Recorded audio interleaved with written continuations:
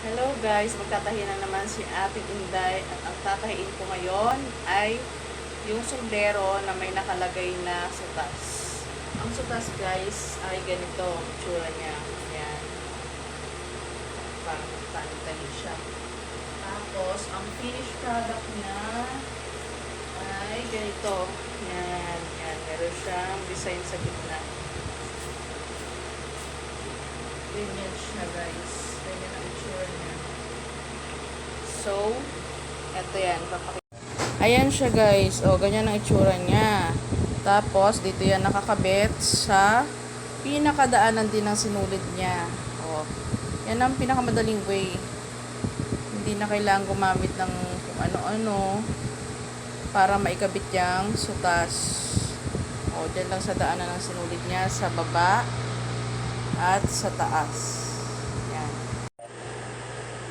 So, ito na guys, yung lalagyan natin ng sutas.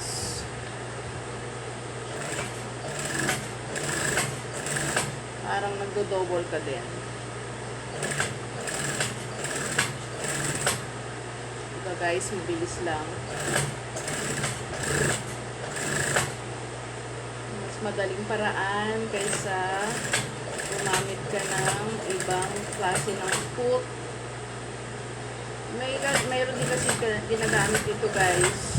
Yung iba, yung foot parang nilalagay silang pagbutas na susuotan. Pero ito, wala na. Mano-mano lang na ilalagay ko siya sa mga butas na suotan ng karayong.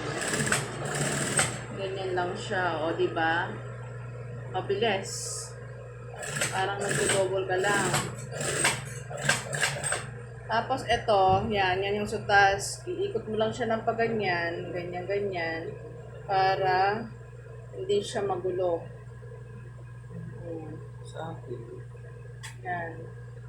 Ganyan. O, diba?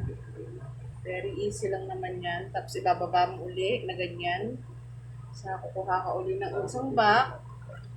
At atahin mo uli. Nakasama ang sutas. Okay, guys.